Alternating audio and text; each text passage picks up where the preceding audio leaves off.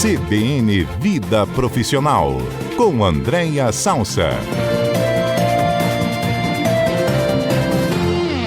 No Vida Profissional deste sábado, a gente vai tratar de conversas difíceis, temas difíceis, mas que precisam ser abordados no ambiente de trabalho. É mais do que um feedback, não é mesmo, Andréia Salsa? Bom dia para você. Bom dia, Fernanda. Bom dia aos nossos ouvintes, colegas do estúdio. Exatamente.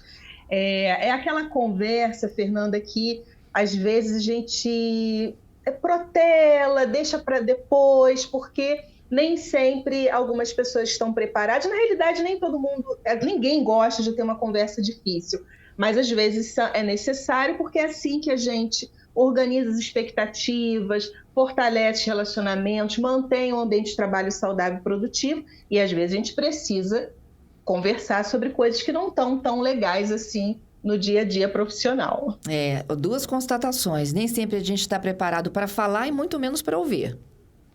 Exatamente, né? Exatamente. E a outra é como separar esta conversa da rotina, para a pessoa acabar não achando que a coisa é pessoal, né? Exatamente. Eu trouxe até algumas dicas simples para a gente concretizar. Essa é uma temática, Fernanda, que faço mentoria de líderes, ela sempre vem, tá? Que é aquele líder que já percebeu que tem uma pessoa na equipe, que às vezes é uma pessoa muito querida, uma pessoa que ele tem muita consideração, mas o desempenho está insuficiente. Não tem aquelas pessoas, Fernanda, que às vezes, e olha como é delicada, como é uma conversa difícil. Às vezes é uma pessoa que acha que tem um tamanho maior do que tem profissionalmente, ou acha que está entregando mais do que deveria, e você tem que falar para ela assim, olha, você é até bom, mas não está entregando exatamente o que a gente espera. Isso é uma conversa difícil, né? Porque falar de desempenho é um papel praticamente do dia a dia da liderança, mas o insuficiente, às vezes para pessoas que acham que já entregam muito, é uma conversa difícil. Então, por exemplo, outro exemplo, quando alguém está com um comportamento inadequado, faz piadinha em reunião que não cabe, faz às vezes até esbarra ali em piadas mais misóginas, ou às vezes até racistas, homofóbicas, e você precisa chamar essa pessoa que acha que está sendo só engraçado ou engraçada. Isso é uma conversa difícil. Ou, às vezes, uma resistência à mudança, o projeto mudou, o sistema mudou, o comportamento esperado mudou e a pessoa fica ali insistindo, porque sempre foi assim, tem não sei quanto tempo de empresa, sempre funcionou. Então, é disso que a gente está falando, tá? Que parecem que são miudezas do dia a dia, mas se a gente opta em não enfrentar esse momento, a gente pode gerar mal-entendido, frustração, queda de desempenho e sem dúvida alguma, o papel da liderança, às vezes, ter essas conversas difíceis que são necessárias no ambiente profissional. É disso que nós estamos falando, Fernanda. Isso, e quando essas conversas não acontecem, o problema só aumenta de tamanho. Só aumenta e, às vezes, elas só se resolvem com um caminho da demissão, que não é disso que a gente vai falar aqui, tá? Uma conversa para a demissão. Mas, às vezes, se a gente não priorizar, reconhecer que eu tenho que sinalizar aquilo para aquele colaborador, para aquela colaboradora. Ou sinalizar, quer ver, Fernanda, para a minha liderança. Porque às vezes a conversa difícil não é só da liderança para a pessoa do time, é alguém do time que precisa sinalizar para a liderança que ela está insatisfeita ou ele está insatisfeito com a condução profissional ou comportamental, ou que determinada brincadeira não está caindo bem. E às vezes, na psicologia, né, eu não sou psicóloga, mas até por força do meu ofício, às vezes eu tenho que ler muita coisa, tem uma coisa chamada eu cego, Fernanda, que é aquela coisa que todo mundo vê, todo mundo já percebeu, menos a pessoa, tá? E às vezes essas conversas difíceis, elas são super importantes para a gente se reposicionar profissionalmente. Eu não sei se você tem de memória, mas eu tenho de memória várias conversas difíceis que já tiveram comigo e que me ajudaram, porque eu não estava percebendo que eu não estava indo para um caminho adequado, que de repente eu estava achando que o que era certo não era certo, era errado. E alguém teve a generosidade, inclusive a responsabilidade, quando é a liderança, de me chamar e de me sinalizar. Agora, fato é que é uma conversa que ninguém gostaria de ter, porque às vezes tem ali um constrangimento, né? A pessoa se deparar ali com uma análise que ela nem estava percebendo, ou porque é difícil, todo mundo vai para o trabalho porque quer receber elogio, né? Quer dar o seu melhor, e às vezes essas conversas são necessárias. Então, por isso que eu trouxe aqui 5 diquinhas práticas, que eu acho que porque algumas pessoas, Fernanda, têm mais facilidade em conduzir essas conversas, tá? Seja por preparo, seja por maturidade, seja por vivência. E tem outras pessoas que têm muita dificuldade, ou porque se comprometem muito emocionalmente, ou porque falta experiência mesmo, né? Pessoas que assumiram há pouquíssimo tempo posição de liderança, ou têm dificuldade mesmo de se posicionar em momentos mais difíceis. Então, acho que essas 5 diquinhas que eu trouxe podem ajudar aí os nossos ouvintes que talvez estejam enfrentando essa necessidade de ter essa conversa mais difícil. Vamos às elas, então.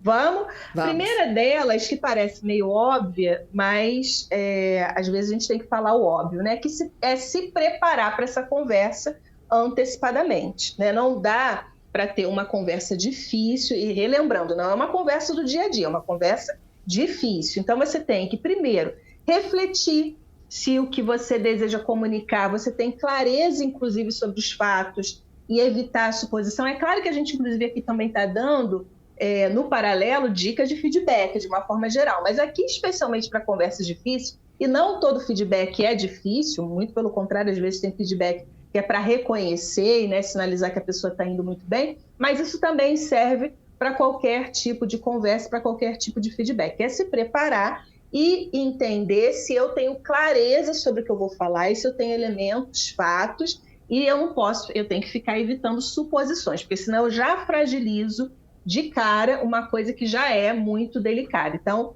por favor, a gente precisa se preparar antecipadamente. Então, essa é a primeira dica. A segunda dica, que é a gente precisa escolher o momento e o local certo. O que eu estou querendo dizer com isso, Fernando? Às vezes, eu escolho um local que a conversa, de novo, se é difícil, é uma conversa delicada, que sequer tem acústica. Eu já, na minha carreira, não sei se você já teve essa experiência, Fernando, aos nossos ouvintes. Eu estava numa determinada sala trabalhando e do lado da sala, do lado, que não tinha acústica, porque alguns locais de trabalho, eles as baias não são separadas por paredes de concreto, são separadas por drywall ou outro tipo de material, né, que não tem acústica. Eu imagino que você ouviu a conversa todinha. Toda, Fernanda. E entrou no rol aqui dos nossos exemplos de conversas difíceis, que era uma conversa, para você ver como me marcou, porque inclusive eu fiquei com medo de sair da sala e fazer barulho na porta e as pessoas perceberem que eu estava ali do outro lado, numa sala ao lado, mas era uma negociação de salário e de promoção, que uma outra pessoa tinha recebido o aumento e a promoção, e essa estava criando tumulto na equipe porque estava desconfortável. E aí você imagina, eu do outro lado escutei a conversa toda, uma coisa que a gente precisa preservar, né, quem a gente vai ter essa conversa, porque é respeitoso, né? A pessoa percebe que você escolheu um local ali, inclusive até é ideal que você fale, né, para ela perceber que você, olha, escolhi esse lugar para a gente ficar mais à vontade, né?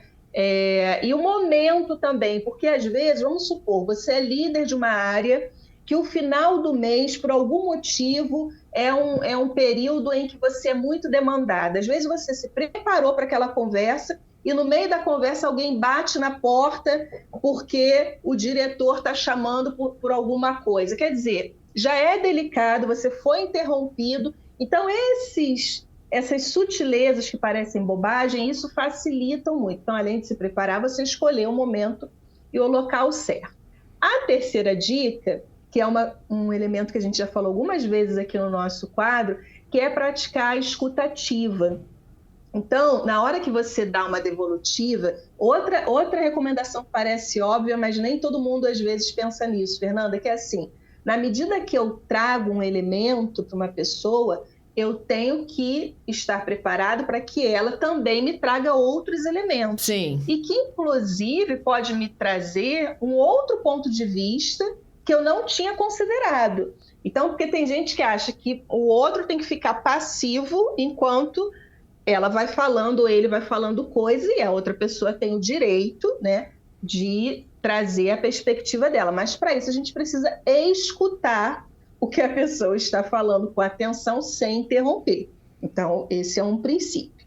A quarta dica é manter uma atitude de colaboração. Porque se eu quero, né, se não é uma conversa de desligamento, né, conversa de desligamento, inclusive, quanto menos mais, porque, em tese, você já teve essas conversas difíceis antes de chegar nesse ponto máximo de desligar alguém. Se você está conversando, a tua intenção é que aquele ponto de desconforto seja ajustado, você tem ali uma atitude de colaboração, então é muito bom, porque pensa que a pessoa está, né, minimamente constrangida por ter aquela conversa. Ter frases no sentido plural, então assim, como que nós podemos resolver isso juntos? É uma coisa que alivia, né, a pressão naquele momento. Então, assim, eu me coloco à disposição para ajudar, para a gente rever esse cenário. Então, o que você sugere para a gente melhorar essa situação? Então, essa atitude de colaboração, que não é de exposição ou de humilhação ou de agressividade, mas, né, duas pessoas adultas conversando sobre, né, uma questão profissional, com uma atitude positiva, sempre ajuda muito. E, por último, que aí é uma dica, Fernanda, que não tem escapatória, tá? A gente precisa aceitar que pode haver algum desconforto do outro lado. Porque o que muitas pessoas evitam nesse momento de conversas difíceis, Fernanda, é não suportar o desconforto do outro. Só que é algo que, às vezes, não dá para evitar, né? Não, uma conversa difícil, a gente precisa considerar que, às vezes, a pessoa, talvez, naquele primeiro momento, ela vai sair um pouco mais triste daquela conversa, decepcionada, às vezes com ela mesma ou constrangida. Então, aceitar que pode haver esse desconforto é algo muito importante. Inclusive, uma vez eu ouvi uma especialista psicóloga falando que uma das formas de a gente perceber que a gente amadureceu emocionalmente é quando a gente dá conta de assistir o desconforto do outro. Não no sentido perverso, no sentido, né, de sentir prazer com o desconforto do outro, mas entender que, às vezes, eu preciso deixar o outro desconfortável para que o restante do grupo, né, numa empresa, possa voltar a ficar confortável. Porque, às vezes, a inadequação comportamental de uma pessoa é tão grande que eu só estou deixando esta pessoa confortável para que o restante de todo o grupo esteja desconfortável. Então, não tem jeito. Às vezes eu preciso gerar ali, mesmo que no primeiro momento, uma situação de desconforto para que depois a pessoa deixe, né, a ficha cair ou outras conversas aconteçam para que aquilo se torne um ambiente novamente confortável. Então, eu acho que essas 5 dicas aí que eu trouxe podem ajudar muitas pessoas. E, de novo, é uma temática, Fernanda, que pega muita liderança e as pessoas vivem fugindo dessas conversas difíceis, mas que são muito importantes para essa harmonia aí da cultura organizacional mais aberta e colaborativa.